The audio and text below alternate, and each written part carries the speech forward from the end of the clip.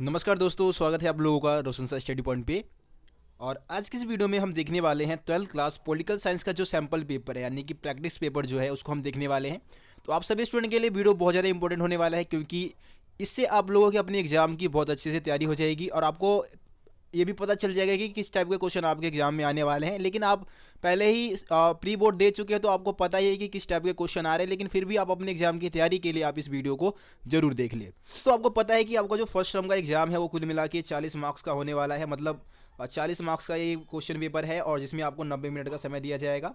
लेकिन आपको कुल मिला के 50 क्वेश्चन इसमें सॉल्व करने को आएगा। आपको 50 क्वेश्चन को सॉल्व करना होगा, ठीक है, जिसको फिर 40 में कन्वर्ट करके आपको मार्क्स दिया जाएगा। आपको पता है कि जो खंड का है, यानी कि जो आपका खंड जो ए है उसमें से कुल मिला के 24 क्वेश्चन है, जिसमें से 20 करने होंगे। खंड ब की अगर हम बात करें तो इसमें आपका मतलब खंड बी की अगर हम बात करें तो इसमें आपके कुल मिला के इसमें भी 24 क्वेश्चन होंगे, जिसमें से आपको 20 करने होंगे। और गा की अगर बात करें, ठीक है, यानी कि खंड सी की अगर बात करें तो सी में आपके 12 क्वेश्चन होंगे, जिसमें से आपको 10 के उत्तर देने होंगे।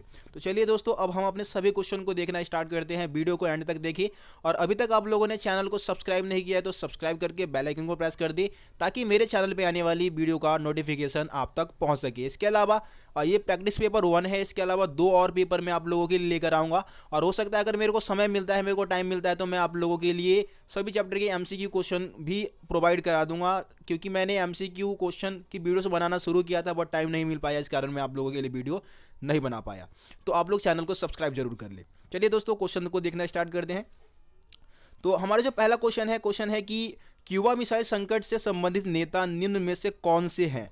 मतलब आपको नेताओं के ऑप्शन दिए गए हैं, उसमें से आपको सिलेक्ट करना है कि क्यूबा मिसाइल संकट के समय कौन से नेता इसमें शामिल थे एक तरीके से क्यूबा मिसाइल संकट में। तो ऑप्शन ए दिया गया है नेहरू और टीटो, ये तो हो नहीं सकता है। ऑप्शन बी है ख्रुश्चेव और गांधी, तो ख्रुश्चेव तो थे लेकिन गांधी जी तो नहीं थे भाई। और ऑप्शन सी दिया गया है कि कैनेडी चर्चिल, ठीक है। और ऑप्शन डी दिया गया है ख्रुश्चेव और कैनेडी। तो आपको पता है कि जो क्यूबा मिसाइल संकट जब हो रहा था तो उस समय ख्रुश्चेव, निकिता ख्रुश्चेव जो थे वो सोवियत संघ के राष्ट्रपति थे। और इसके अलावा कैनेडी की बात करें तो जॉन एफ कैनेडी जो थे वो अमेरिका के राष्ट्रपति थे। यानी कि ऑप्शन जो फोर्थ है, यानी कि ऑप्शन डी आपका क्या हो जाएगा, यहाँ पे सही उत्तर हो जाएगा। उसके बाद हम देखते हैं क्वेश्चन नंबर 2। क्वेश्चन नंबर 2 है कि मित्र राष्ट्र और धुरी राष्ट्रों के बीच द्वितीय विश्व युद्ध समाप्त कब हुआ। तो आपको पता है कि जो दूसरा विश्व युद्ध था वो मित्र राष्ट्र और धुरी राष्ट्र के बीच में चल रहा था। मित्र राष्ट्र में कुल मिला के अगर हम देशों की बात करें तो अमेरिका, सोवियत संघ, ब्रिटेन और फ्रांस शामिल थे, और धुरी राष्ट्र में जर्मन, इटली और जापान शामिल थे।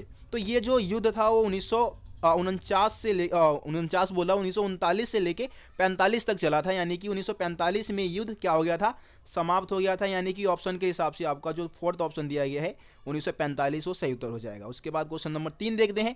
क्वेश्चन नंबर 3 है कि नागासाकी पर गिराए गए बम का गुप्त नाम क्या है। तो नागासाकी पे जो परमाणु बम गिराया गया था उसका जो गुप्त नाम है वो फैटमैन है, ठीक। फैटमैन को गिराया गया था किस पे, नागासाकी पे। और जो लिटिल बॉय है उसको किस पे गिराया गया था, हिरोशिमा पे गिराया गया था। तो ऑप्शन ए आपका यहाँ पे सही उत्तर हो जाना था। क्वेश्चन नंबर 4 देखते हैं।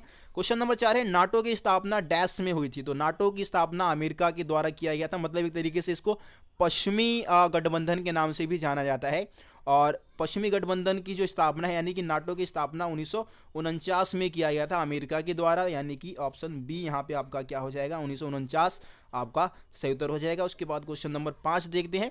क्वेश्चन नंबर 5 दिया गया है कि साम्यवादी खेमे के देशों को किन नाम से जाना जाता है। मतलब किस नाम से जाना जाता है, जो साम्यवादी खेमे में शामिल जो देश थे उनको किस नाम से जानते हैं हम। तो उनको हम दूसरी दुनिया कहते हैं, है ना। दूसरी दुनिया के देश कहा जाता है। पहली दुनिया के देश जो थे वो एक तरीके से पूंजीवादी विचारधारा को मानते थे। साम्यवादी खेमे में शामिल जो देश है उनको हम दूसरी दुनिया के देशों के नाम से जानते हैं। यानी कि दूसरी दुनिया, ऑप्शन ए यहाँ पे आपका सही उत्तर हो जाएगा। उसके बाद क्वेश्चन नंबर 6 देखते हैं। क्वेश्चन नंबर 6 है बोरिस एल्त्सिन के नेतृत्व में सोवियत संघ के 3 बड़े गणराज्य रूस, यूक्रेन और बेलारूस ने सोवियत संघ की समाप्ति की घोषणा कब की। तो देखिए दोस्तों, इसका जो सही आपका जो उत्तर होगा, इसका ऑप्शन सी आपका सही होगा। दिसंबर 1991 में इन्होंने सोवियत संघ से मतलब अलग होने की घोषणा कर दी थी, ठीक। उसके बाद हम बात करते हैं क्वेश्चन नंबर 7 की। क्वेश्चन नंबर 7 दिया गया है सोवियत संघ ने अफगानिस्तान में किस वर्ष हस्तक्षेप किया था। मतलब किस वर्ष अफगानिस्तान में सोवियत संघ शामिल हो गया था अफगानिस्तान के युद्ध में। तो आपका जो इसका सही उत्तर होगा वो है ऑप्शन बी। ठीक है, ऑप्शन बी यानी कि 1979 में अफगानिस्तान में हस्तक्षेप कर दिया था इसने। उसके बाद क्वेश्चन नंबर 8 देखते हैं। क्वेश्चन नंबर 8 दिया गया है कि ताजिकिस्तान कितने वर्ष तक गृह युद्ध की चपेट में रहा था। तो देखिए दोस्तों, आप लोगों ने अगर एनसीईआरटी बुक को रीड किया होगा तो ताजिकिस्तान जो है वो कुल मिला के 10 वर्षों तक गृह युद्ध के चपेट में रहा था, यानी कि ऑप्शन डी आपका यहाँ पे सही उत्तर हो जाएगा। उसके बाद क्वेश्चन नंबर 9 देखते हैं। क्वेश्चन नंबर 9 है कि सोवियत संघ के विघटन के कारणों में निम्न में से कौन सा कथन सही नहीं है। यहाँ पे आपको सही नहीं है जो कथन वो चुनना है, ठीक है।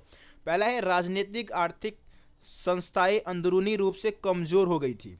ऑप्शन बी है कई वर्षों तक अर्थव्यवस्था अवरुद्ध रही थी। ऑप्शन सी है उपभोक्ता वस्तुओं की बड़ी कमी हो गई थी। और उसके बाद है ऑप्शन डी जो दिया गया है अंतर्राष्ट्रीय संधि और करार समाप्त हो गए थे। तो मेरे हिसाब से तो यार ऊपर के जो तीनों है वो सोवियत संघ के विघटन के कारण है, और जो ऑप्शन डी है वो मेरे को गलत लग रहा है, यानी कि आपको ऑप्शन डी यहाँ पे लगाना है, ठीक।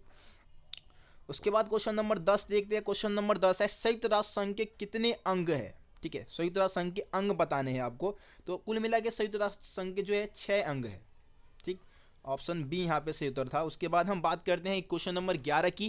क्वेश्चन नंबर 11 है यूनेस्को का मुख्यालय कहाँ है, ठीक है। यूनेस्को की अगर बात करें तो देखिए दोस्तों, यूनेस्को का जो मुख्यालय है वो पेरिस में है, ठीक है। पेरिस जो है वो फ्रांस की राजधानी है। ऑप्शन बी यहाँ पे आपका सही उत्तर है। उसके बाद क्वेश्चन नंबर 12 देखते हैं।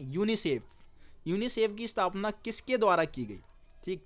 यूनिसेफ की जो स्थापना है वो संयुक्त राष्ट्र की जो महासभा है, ठीक है, उसके द्वारा की गई थी, यानी कि ऑप्शन बी यहाँ पे हमारा क्या हो जाएगा, ऑप्शन बी बारबे का सही उत्तर हो जाएगा। उसके बाद क्वेश्चन नंबर 13 देखते हैं। क्वेश्चन नंबर 13 है ILO का मुख्यालय कहाँ स्थित है। ILO का जो फुल फॉर्म होता है इंटरनेशनल लेबर ऑर्गेनाइजेशन है, ठीक। और इसका मुख्यालय आपसे पूछा गया है कि भाई इसका मुख्यालय जो है वो कहाँ स्थित है। तो इसका मुख्यालय जो है वो जिनेवा स्विट्जरलैंड में स्थित है। दोस्तों क्वेश्चन नंबर 14 की बात करें। क्वेश्चन नंबर 14 है हमारा स्वतंत्र राज्य बनने से पहले गुजरात और हरियाणा निम्न में से किन मूल राज्यों के अंग थे। तो देखिए दोस्तों, यहाँ पे ऑप्शन जो ये दिया गया है हिमाचल और पंजाब, ऑप्शन बी दिया गया है हिमाचल और मुंबई, और ऑप्शन सी है बम्बई और पंजाब, और ऑप्शन डी है राजस्थान और यूपी। तो देखिए दोस्तों, मैं आपको बता देना चाहूँगा कि जो बम्बई है ना, बम्बई आप जिसको इस समय आप महाराष्ट्र और गुजरात के नाम से जानते हो, इसको हम पहले मुंबई के नाम से जानते थे। लेकिन हुआ क्या है कि 1960 की बात है, 1960 में मुंबई से ही 2 राज्य बनाए गए थे, एक तो महाराष्ट्र और गुजरात, ठीक। दूसरी तरफ अगर हम बात करें पंजाब की, तो पंजाब से हरियाणा राज्य बना है, और पंजाब से जो हरियाणा राज्य बना है वो लगभग इसका जो अगर हम डेट की बात करें तो 1966 में ये काम किया गया था। 1966 में क्या हुआ, पंजाब से हरियाणा को अलग करके एक अलग राज्य बनाया गया, यानी कि यहाँ पे आपका जो ऑप्शन सी है, ठीक है, मुंबई और पंजाब, ये आपका यहाँ पे क्या हो जाएगा, सही तौर हो जाएगा। गुजरात और हरियाणा जो है कहीं ना कहीं इसी के अंग थे पहले, ठीक। उसके बाद हम बात कर रहे हैं कि भारत में क्वेश्चन नंबर 15 है भारत में राष्ट्रीय निर्माण में कौन से तत्व बाधा डालते हैं। तो देखिए दोस्तों, निरक्षरता, बेरोजगारी, जातिवाद, ये सभी ऐसे तत्व है जो भारत में राष्ट्र निर्माण में एक तरीके से बाधा डालते हैं। ऑप्शन डी यहाँ पे हमारा क्या हो जाएगा, सही उत्तर हो जाएगा। उसके बाद क्वेश्चन नंबर 16 है, बहुत ही आसान क्वेश्चन है कि भारत के प्रथम चुनाव आयुक्त कौन थे। तो सबको पता होगा इस क्वेश्चन का आंसर, इसका सही उत्तर है सुकुमार सेन, भारत के प्रथम चुनाव आयुक्त थे। उसके बाद क्वेश्चन नंबर 17 देखते हैं। क्वेश्चन नंबर 17 है अमृता प्रीतम किस भाषा की कवित्री थी। तो ये पंजाबी भाषा की कवित्री थी। ऑप्शन डी आपका यहाँ पे सही उत्तर था। उसके बाद क्वेश्चन नंबर 18 है झारखंड राज्य कब बनाया गया था। तो देखिए दोस्तों, जो झारखंड है वो पहले बिहार का ही हिस्सा था, ठीक है ना। झारखंड जो राज्य है वो पहले किसका हिस्सा था, बिहार का, ठीक है। और बिहार से अलग कब किया गया था इसको, तो 2000 में क्या किया गया, झारखंड से मतलब बिहार से झारखंड नामक एक अलग राज्य बनाया गया था, यानी कि यहाँ पे आपका ऑप्शन ए सही उत्तर हो जाएगा। उसके बाद क्वेश्चन नंबर 19 देखते हैं। क्वेश्चन नंबर 19 है योजना आयोग की स्थापना किस वर्ष हुई थी। तो योजना आयोग की स्थापना जो की गई थी वो लगभग 1950 में की गई थी। ऑप्शन डी आपका सही उत्तर हो जाएगा 1950। उसके बाद क्वेश्चन नंबर 20 है कि प्रथम पंचवर्षीय योजना किस क्षेत्र पर अधिक जोर दिया गया था। जो प्रथम पंचवर्षीय योजना है उसके माध्यम से किस क्षेत्र के विकास पर ज़्यादा जोर दिया गया। तो दोस्तों आपको पता होगा कि जो प्रथम पंचवर्षीय योजना है 1951 से लेकर 56 के बीच में चला था, और दूसरा जो पंचवर्षीय योजना है 1956 से लेकर 61 तक चला था। तो जो प्रथम पंचवर्षीय योजना है उसके माध्यम से कृषि क्षेत्र के विकास पर बहुत ज़्यादा ध्यान दिया गया था, और द्वितीय जो पंचवर्षीय योजना चला था उसके माध्यम से उद्योगों के विकास पर बहुत ज़्यादा बल दिया गया था, यानी कि ऑप्शन सी यहाँ पे आपका सही उत्तर था। उसके बाद क्वेश्चन नंबर 21 देखते हैं। क्वेश्चन नंबर 21 है, 1956 में सुएज नहर मामले को लेकर ब्रिटेन ने किस देश पर आक्रमण किया? तो भाई सुएज नहर के मामले को लेकर ब्रिटेन ने मिस्र पर हमला बोला था, यानी कि आक्रमण किया था। ऑप्शन बी यहाँ पे आपका सही उत्तर होना था। उसके बाद क्वेश्चन नंबर 22 देखते हैं। क्वेश्चन नंबर 22 है, भारत में एशिया संबंध सम्मेलन का आयोजन कब किया गया? तो देखिए दोस्तों, भारत में एशिया संबंध सम्मेलन का जो आयोजन किया गया था 1947 में किया गया था, यानी कि जो 22वें का ऑप्शन सी आपका है वो सही उत्तर है। उसके बाद क्वेश्चन नंबर 23 देखते हैं। क्वेश्चन नंबर 23 है, 1954 में शांति से अस्तित्व के लिए नेहरू जी और चाउ एन लाइन ने कितने संधियों की घोषणा की थी? तो 5 संधियों की घोषणा की गई थी, ठीक है।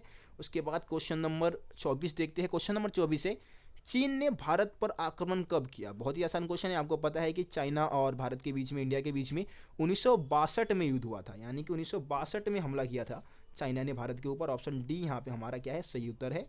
उसके बाद क्वेश्चन नंबर देखते हैं हम 25। क्वेश्चन नंबर जो 25 है वो है कि सीएटो का सही पूर्ण रूप क्या है? मतलब आपको यहाँ पे फुल फॉर्म बताना है सीएटो का। तो सीएटो जो है वो दक्षिणी पूर्वी एशियाई संधि संगठन है ना। इसका मतलब इसका ऑप्शन सी हमारे यहाँ पे सही उत्तर है। उसके बाद क्वेश्चन नंबर 26 देखते हैं। क्वेश्चन नंबर 26 है, बर्लिन संकट का काल क्या है? बर्लिन संकट का समय काल आपसे पूछा गया है, तो यहाँ पे ऑप्शन डी 1958 से लेके 1962 बर्लिन संकट का समय काल था। उसके बाद जर्मन का एकीकरण कब हुआ? जो जर्मनी है, जर्मनी का एकीकरण कब हुआ? तो 1990 में जर्मनी का एकीकरण हो गया था। ऑप्शन बी यहाँ पे हमारा क्या है, सही उत्तर है। उसके बाद क्वेश्चन नंबर 28 देखते हैं। क्वेश्चन नंबर 28 है, गुट निरपेक्ष आंदोलन की स्थापना में कितने संस्थापक देशों ने भाग लिया था? तो आपको पता है कि यार गुट निरपेक्ष आंदोलन की स्थापना 5 देशों की सहायता से किया गया था, है ना। 5 देशों ने इसकी स्थापना में भाग लिया था, नाम आपको पता भी होगा शायद। चलो आगे बढ़ते हैं। क्वेश्चन नंबर हमारा 29 है। क्वेश्चन नंबर 29 है, सोवियत संघ के विघटन के बाद संयुक्त राष्ट्र सुरक्षा परिषद में डैश को उत्तराधिकारी बनाया गया। तो यहाँ पे आपको पता है कि सोवियत संघ के विघटन के बाद जो संयुक्त राष्ट्र संघ है या फिर सोवियत संघ का उत्तराधिकारी किसको चयनित किया गया था? रूस को किया गया था, यानी कि रूस ही क्या बनेगा, सुरक्षा परिषद का एक तरीके से उत्तराधिकारी बनेगा। तो यहाँ पे ऑप्शन सी आपका रूस सही उत्तर हो जाएगा। उसके बाद क्वेश्चन नंबर 30 देखते हैं। क्वेश्चन नंबर 30 है, रूसी मुद्रा रूबल के मूल्य में नाटकीय गिरावट कब आया था? डैश है, मतलब रिक्त स्थान आपको भरना है। तो रूसी मुद्रा रूबल में गिरावट आने का मुख्य कारण था शॉक थेरेपी, ठीक। 30वें का ऑप्शन बी आपका क्या हो जाएगा, सही उत्तर हो जाएगा। शॉक थेरेपी के कारण रूसी मुद्रा रूबल में गिरावट आ गई थी। उसके बाद क्वेश्चन नंबर 31 देखते हैं। क्वेश्चन नंबर 31 है, सोवियत संघ पर 70 वर्षों तक शासन करने वाली निम्न में से कौन सी पार्टी थी? तो आपको पता है कि यार सोवियत संघ पे 70 वर्ष तक शासन किया था कम्युनिस्ट पार्टी ने, ठीक। कम्युनिस्ट पार्टी ने कुल मिलाकर 70 वर्ष तक शासन किया था, इसका एक अधिकार था वहाँ पे। उसके बाद हम क्वेश्चन नंबर 32 देखते हैं। क्वेश्चन नंबर 32 है, प्रथम खाड़ी युद्ध के दौरान हुए सैन्य अभियान को संयुक्त राष्ट्र संघ ने क्या नाम दिया? तो संयुक्त राष्ट्र संघ ने जो प्रथम खाड़ी युद्ध हुआ था और जो मतलब एक तरीके सैन्य अभियान चलाया गया था उसको ऑपरेशन डेजर्ट स्टॉर्म के नाम से जाना जाता है, मतलब नाम दिया गया था ये। ऑप्शन ये आपका यहाँ पे क्या हो जाएगा, सही उत्तर हो जाएगा। उसके बाद क्वेश्चन नंबर 33 देखते हैं। क्वेश्चन नंबर 33 है, अंतर्राष्ट्रीय श्रम संगठन की स्थापना किस वर्ष हुई थी? जो इंटरनेशनल लेबर ऑर्गेनाइजेशन है उसकी स्थापना कब की गई थी, ये आपको यहाँ पे बताना है। तो गाइस इसका जो सही उत्तर हो जाएगा हमारे 33वें क्वेश्चन का, वो ऑप्शन सी 1919 में इसकी स्थापना की गई थी। उसके बाद अभिकथन और कारण वाला क्वेश्चन है, और बहुत सारे बच्चे यहाँ पे गलतियाँ करते हैं, लेकिन आपको गलतियाँ नहीं करनी है। ध्यान से इस पहले अभिकथन को रीड करना है, उसके बाद आपको कारण को रीड करना है, उसके बाद ही आपको आंसर देना है। तो सबसे पहले हम अभिकथन देख लेते हैं। अभिकथन दिया गया है कि द्वितीय विश्व युद्ध ने विश्व में अशांति का माहौल पैदा कर दिया। क्या आपको लग रहा है कि ये अभिकथन सही है? भाई मेरे को तो ऐसा लग रहा है कि द्वितीय विश्व युद्ध ने सही में विश्व में अशांति का माहौल एक तरीके से पैदा कर दिया था, यानी कि मेरे को तो भाई अभिकथन बिल्कुल सही लग रहा है, ठीक। उसके बाद हम कारण को रीड करते हैं। कारण है, संयुक्त राष्ट्र संघ ने विश्व में शांति स्थापना में महत्वपूर्ण भूमिका निभाई। देखिए दोस्तों, यहाँ पे संयुक्त राष्ट्र संघ ने विश्व में शांति की स्थापना में महत्वपूर्ण भूमिका तो निभाई है, ये बात भी बिल्कुल सही है, यानी कि यहाँ पे क्या है, हमारा कारण भी बिल्कुल सही दिया गया है, ठीक। लेकिन अगर आप इसको अभिकथन और कारण को मिलाओ तो क्या आपको लगता है कि जो कथन जो दिया गया है और जो कारण दिया गया है और कारण अभिकथन की सही व्याख्या कर रही है? नहीं कर रही है मेरे हिसाब से। तो यहाँ पे क्या होगा, देखो अभिकथन भी बिल्कुल सही है, कारण भी बिल्कुल सही है, लेकिन कारण अभिकथन की सही व्याख्या नहीं कर रही है। यानी कि ऑप्शन बी, अगर आप इस ऑप्शन बी को रीड करो, अभिकथन और कारण दोनों सही है, कारण अभिकथन की सही व्याख्या नहीं करती है ना। तो यहाँ पे ऑप्शन बी आपका क्या हो जाएगा, सही आंसर हो जाएगा। और आपको इन सभी कथन और कारण वाले क्वेश्चन को बहुत ही ध्यान से समझ के करना है। जिन बच्चे के अंदर दिमाग है ना, वो बच्चे बहुत अच्छे से इसका आंसर कर सकते हैं। ऑप्शन बी आपका यहाँ पे सही उत्तर हो जाना था। क्वेश्चन नंबर 35 फिर से अभिकथन और कारण वाले क्वेश्चन है। अभिकथन दिया गया है कि संयुक्त राष्ट्र सुरक्षा परिषद में कुल 15 सदस्य देश है। ठीक, तो मेरे हिसाब से तो भाई बिल्कुल सही है। जो अभिकथन है बिल्कुल सही है। 15 जो सदस्य है, एक मतलब जो 5 है वो स्थायी होते हैं और 10 जो है अस्थायी होते हैं, ये बात हमें पता है। उसके बाद है कारण क्या दिया गया है कि संयुक्त राष्ट्र संघ सुरक्षा परिषद में सभी सदस्यों को वीटो पावर प्राप्त है। भाई क्या बोल दिया इसने, बिल्कुल गलत बोल दिया यार इसने तो, है कि नहीं। तो यार देखो, एक बात तो ये आपको पता है कि संयुक्त राष्ट्र संघ में जो है वो वीटो का पावर जो मिला हुआ है वो केवल 5 देशों को मिला हुआ है। जैसे कि आप बात करो, अमेरिका है, रूस है ना, ब्रिटेन है, फ्रांस है और चाइना है। 5 देशों को वीटो पावर मिला हुआ है। यानी कि यहाँ पे आपका कारण बिल्कुल गलत है, अभिकथन बिल्कुल सही है। तो अगर आप ऑप्शन को सही से रीड करोगे ना, तो ऑप्शन में आपका जो डी ऑप्शन दिया गया है, अभिकथन सही है लेकिन कारण गलत है। तो ये हमारा क्या हो जाएगा, ऑप्शन जो उत्तर है हमारा ऑप्शन डी यहाँ पे हमारा सही हो जाएगा। उसके बाद क्वेश्चन नंबर 36 देखते हैं। क्वेश्चन नंबर 36 है, निजाम ने सन 1947 के नवंबर में भारत के साथ डैश बहाल रखने का समझौता किया। ठीक, तो यहाँ पे आपका जो रिक्त स्थान है उसको फिल करना है। ठीक, निजाम ने सन 1947 में क्या किया था, नवंबर के में एक तरीके से यथास्थित बहाल रखने का समझौता किया था। मतलब यथास्थित जैसा मतलब स्थिति है वैसे ही रहने दिया जाए, इस पे क्या किया था, एक तरीके से समझौता, ये समझौता बहाल किया था। यानी कि ऑप्शन ए आपका यहाँ पे क्या हो जाएगा, सही उत्तर हो जाएगा। दोस्तों क्वेश्चन नंबर 37 देखते हैं। क्वेश्चन नंबर 37 है, महाराजा बोधचंद्र सिंह ने 1948 में मणिपुर में चुनाव करवाया। तो देखिए दोस्तों, अगर हम अभिकथन को अगर समझे तो अभिकथन क्या है, अगर एनसीईआरटी बुक आपने रीड कर रखा है तो अभिकथन तो भाई बिल्कुल सही है। अब हम कारण को रीड कर लेते हैं। कारण दिया गया है कि मणिपुर की रियासत में संवैधानिक राजतंत्र कायम हुआ। तो मेरे हिसाब से तो भाई कारण भी बिल्कुल सही है। ठीक, अब अगर आप यहाँ पे देखो तो दोनों जो अभिकथन है कारण एक दूसरे से संबंधित है, और जो कारण है वो अभिकथन की सही व्याख्या भी कर रही है। मतलब कि इस चुनाव के बाद क्या हुआ, एक तरीके से मणिपुर में क्या हो गया, संवैधानिक राजतंत्र कायम हो गया। यानी कि यहाँ पे आपका जो 37वां जो उत्तर है, 37वें का आपका सही उत्तर होगा ऑप्शन ए। अभिकथन और कारण दोनों सही है और कारण अभिकथन की सही व्याख्या करती है। उसके बाद क्वेश्चन नंबर 38 देखते हैं। क्वेश्चन नंबर 38 है वो है, आंध्र प्रदेश के गठन के साथ ही देश के दूसरे हिस्सों में भी भाषा के आधार पर राज्यों का गठन का संघर्ष चल पड़ा। मतलब स्टार्ट हो गया एक तरीके से। आंध्र प्रदेश आपको पता है कि पहला ऐसा राज्य था जो भाषा के आधार पर गठित हुआ था। तो ये कथन जो है वो बिल्कुल सही हो गया हमारा।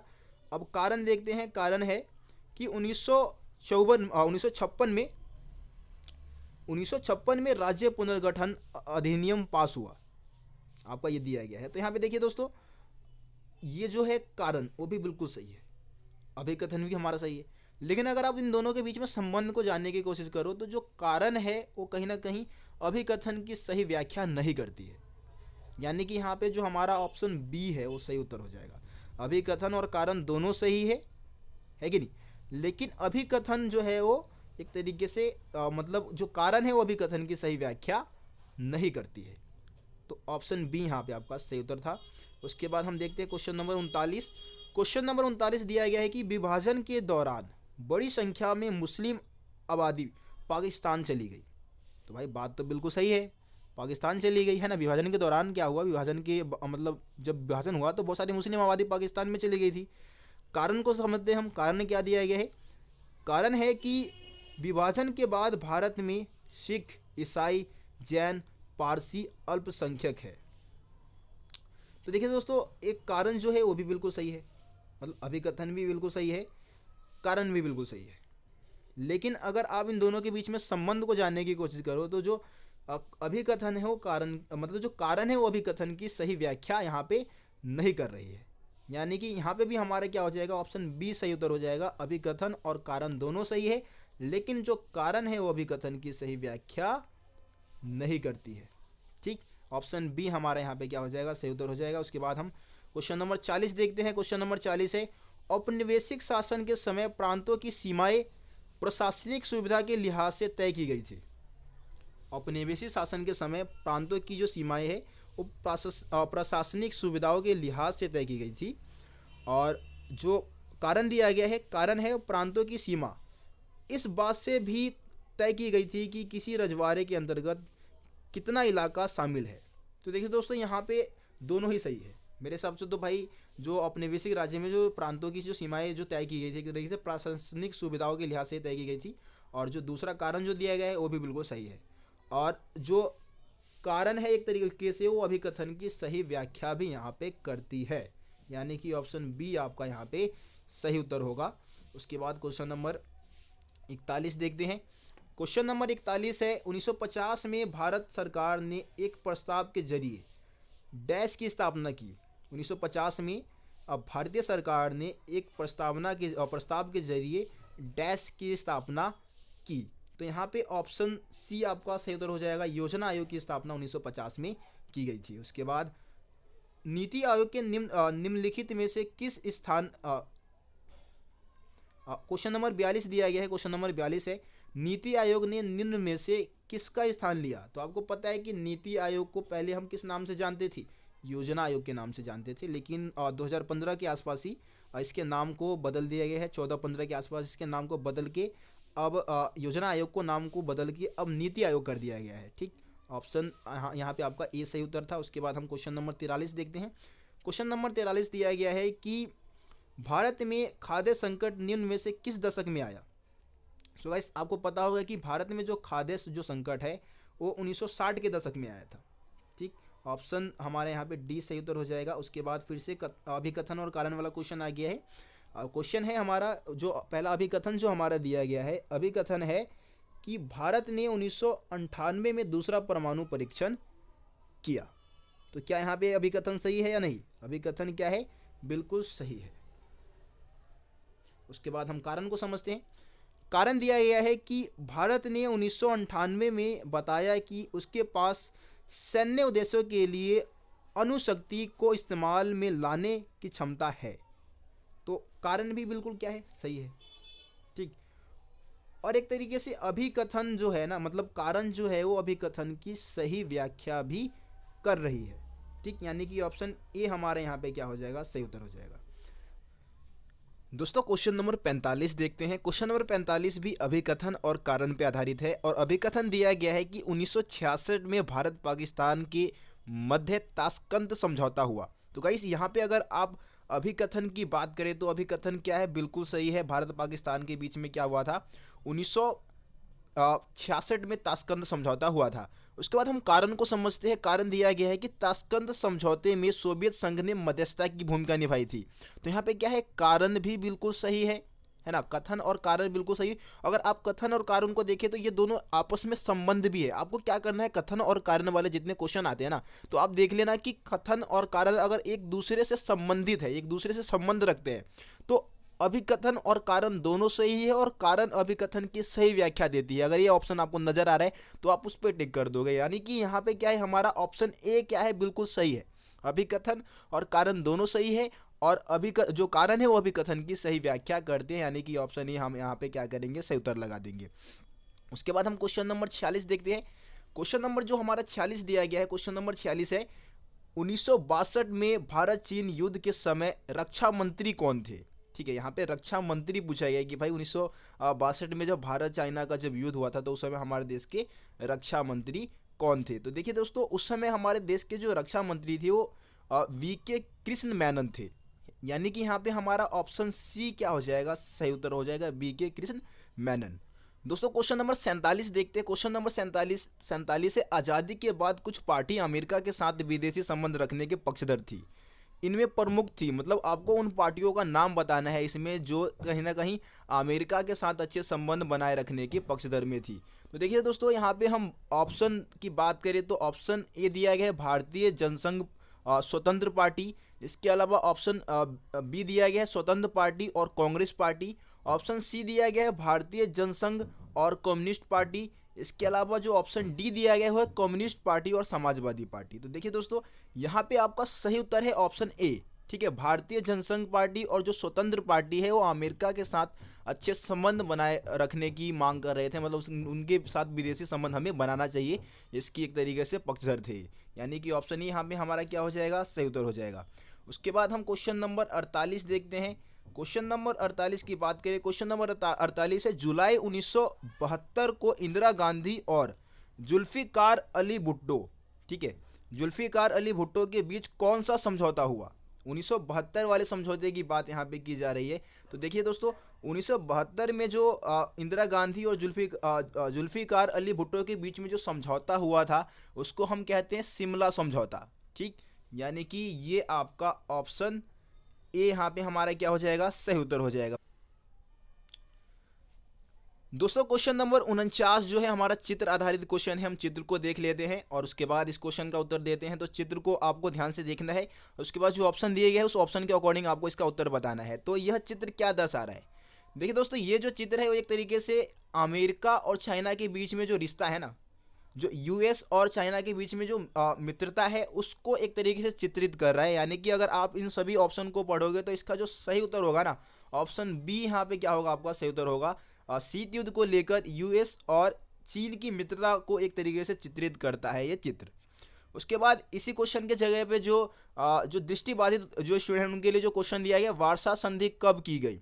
तो देखिए दोस्तों, वार्सा संधि जो की गई थी, एक तरीके से वार्सा संधि जो है उसका जो मतलब, इसको हम एक तरीके से पूर्वी गठबंधन के नाम से भी जानते हैं, और इसकी स्थापना 1955 में की गई थी। यानी कि ऑप्शन सी हमारा क्या हो जाएगा, 1955 से उत्तर हो जाएगा। उसके बाद हम क्वेश्चन नंबर 50 देखते हैं। क्वेश्चन नंबर 50 भी चित्र आधारित क्वेश्चन है, और इसमें अगर हम सही उत्तर की बात करें तो देखिए दोस्तों, यह चित्र किस नेता का है। ठीक है, आपको उस नेता का नाम बताना है जो जिसका चित्र है ये। तो देखिए दोस्तों, ये जो चित्र है वो मिखाइल गोर्बाचेव का है। अगर आप दूसरे चैप्टर को अगर आप देखें तो वहाँ पे चित्र है, और ये चित्र जो है वो मिखाइल गोर्बाचेव का है। ऑप्शन बी हमारा क्या हो जाएगा, सही हो जाएगा। उसके बाद जो दृष्टिबाधित जो स्टूडेंट हैं उनके लिए जो क्वेश्चन दिया गया है इसके जगह पे वो है 1917 की रूसी क्रांति के नायक थे। जो 1917 में जो रूसी क्रांति हुआ था उसके नायक कौन थे। तो गाइस इसका जो सही उत्तर होगा हमारा वो है ऑप्शन ए, व्लादिमीर लेनिन जो थे वो एक तरीके से क्या थे, 1917 में जो रूसी क्रांति हुआ था उसके नायक थे। उसके बाद क्वेश्चन नंबर 51 देखते हैं। क्वेश्चन नंबर 51 भी हमारा चित्र आधारित क्वेश्चन है, और आप इस चित्र को देखिए। ठीक है, और क्वेश्चन है कि यह चित्र किस अंतरराष्ट्रीय संगठन का प्रतीक चिन्ह है। बहुत ही आसान क्वेश्चन है, ठीक है ना। ये जो चित्र है यो यूएनओ यानी कि संयुक्त राष्ट्र संघ का एक तरीके से क्या प्रतीक चिन्ह है। यानी कि ऑप्शन सी अपना क्या हो जाएगा, यहाँ पे सही उत्तर हो जाएगा। ठीक है, उसके बाद हम देखते हैं क्वेश्चन नंबर इसी के जगह पे जो दृष्टिबाधित जो स्टूडेंट है उनके लिए दिया गया है, संयुक्त राष्ट्र संघ के चार्टर्ड पर कितने देशों ने हस्ताक्षर किए थे। तो देखिए दोस्तों, संयुक्त राष्ट्र संघ के जो चार्टर्ड है उस पर कुल मिला के 51 देशों ने हस्ताक्षर करके इसको आगे बढ़ाया था। यानी कि इसका ऑप्शन बी 51 आपका सही उत्तर हो जाएगा। उसके बाद हम अब पैराग्राफ आधारित क्वेश्चन है, हमें क्या करना है, पैराग्राफ को रीड करना है और उसके बाद सभी क्वेश्चन का उत्तर देना है। तो पैराग्राफ को हम रीड करते हैं। गुटनिरपेक्ष आंदोलन के नेतृत्व के रूप में शीत युद्ध के दौरान भारत ने 2 स्तरों पर अपनी भूमिका निभाई। एक स्तर पर भारत सजग और सचेत रूप से अपने आप को दोनों खेमों से क्या रखा, एक तरीके से बंदी से अलग रखा, मतलब दोनों खेमे से दूर रहा। उसके बाद आगे रीड करते हैं। दूसरे, भारत ने उपनिवेशों के चंगुल से मुक्त हुए नव स्वतंत्र देशों को महाशक्तियों के खेमे में जाने का पुरजोर विरोध किया। ठीक है, तो ये आपका पैराग्राफ था। अब इस पैराग्राफ के अकॉर्डिंग आपको जितने भी क्वेश्चन पूछे जा रहे हैं सभी क्वेश्चन का उत्तर आपको देना है। तो क्वेश्चन नंबर 52 दिया गया है, पहला गुटनिरपेक्ष सम्मेलन कहाँ हुआ था। बहुत ही आसान क्वेश्चन है, बहुत ही हल्का क्वेश्चन है, और इसका जो हमारा सही उत्तर है वो है बेलग्रेड, है ना। यूगोस्लाविया की राजधानी है बेलग्रेड, जहाँ पे पहला गुटनिरपेक्ष सम्मेलन 1900 कब बुलाया गया था, 1961 में, है ना। ये हमारा सही उत्तर हो जाएगा। ठीक है, आगे बढ़ते हैं। क्वेश्चन नंबर 53 देखते हैं। हमारा क्वेश्चन नंबर 53 है, शीत युद्ध काल में महाशक्तियाँ कौन सी थी। यहाँ पे एक तरीके से आपको जो शीत युद्ध जब चल रहा था 1945 से 1991 के बीच में जब ये शीत युद्ध चला था तो उस समय 2 महाशक्तियाँ कौन थी। ठीक है, तो यहाँ पे ऑप्शन दिया गया है Germany Japan, Germany Italy, USS या यूएसएसआर और यूएसएस या फिर जापान। तो गाइस आपको पता है कि दो महाशक्ति है, एक तरफ यूएस और एक तरफ यूएसएसआर, यानी कि ऑप्शन सी आपका क्या हो जाएगा यहाँ पे क्वेश्चन नंबर 53 का ऑप्शन सी सही उत्तर हो जाएगा। उसके बाद 54 क्वेश्चन देखते हैं, पहला गुटनिरपेक्ष सम्मेलन कब बुलाया गया। बहुत ही आसान क्वेश्चन यार, ऊपर ही बता दिया इसका आंसर तो मैंने, है ना। तो इसका हमारा सही उत्तर क्या हो जाएगा 1961 हमारा यहाँ पे क्या हो जाएगा सही उत्तर हो जाएगा। उसके बाद क्वेश्चन नंबर 55 देख लेते हैं, गुटनिरपेक्ष आंदोलन की स्थापना में वरहल, गाइस एक क्वेश्चन में जो थोड़ा मिस प्रिंटिंग हो गया है, भारत लिखा होगा यहाँ पे मेरे हिसाब से। गुटनिरपेक्ष आंदोलन की स्थापना में भारत के किस नेता की प्रमुख भूमिका रही थी, ठीक है। तो भारत है यहाँ पे, और भारत के कौन थे, भारत के जवाहरलाल नेहरू थे, है ना। गांधी तो थे नहीं, पटेल भी नहीं थे, जवाहरलाल नेहरू थे, यानी कि ऑप्शन सी यहाँ पे हमारा क्या हो जाएगा सही उत्तर हो जाएगा। उसके दोस्तों आगे के क्वेश्चन देखिए, तो आगे के जो क्वेश्चन है वो भी पैराग्राफ पे आधारित क्वेश्चन है। हम पैराग्राफ को रीड कर लेते हैं, उसके बाद क्वेश्चन का उत्तर देते हैं। पैराग्राफ है हमारा, केंद्र और राज्य स्तर की नीति निर्माण के संदर्भ में केंद्र सरकार को आवश्यक और तकनीकी सलाह प्रदान करने के उद्देश्य से 1 जनवरी 2015 को योजना आयोग के स्थान पर नीति आयोग का गठन किया गया, ठीक। उसके बाद है, भारत के प्रधानमंत्री नीति आयोग के पदेन अध्यक्ष है और वह नीति आयोग के उपाध्यक्ष की नियुक्ति करते हैं। नीति आयोग के पहले उपाध्यक्ष अरविंद पनगड़िया थे, ठीक है। ये हमारा पैराग्राफ था। अब इस पैराग्राफ के अकॉर्डिंग जितने भी क्वेश्चन पूछे गए हैं उन सभी क्वेश्चन का उत्तर देते हैं हम। तो क्वेश्चन है कि योजना आयोग की स्थापना कब हुई। बहुत ही आसान क्वेश्चन यार, पहले भी ये क्वेश्चन आ चुका है, ठीक है ना। इसी क्वेश्चन पेपर में पहले भी ये क्वेश्चन था। तो आपको पता है योजना आयोग की जो स्थापना है वो 1950 में किया गया था, है ना। 1950 में योजना आयोग की स्थापना हुई थी।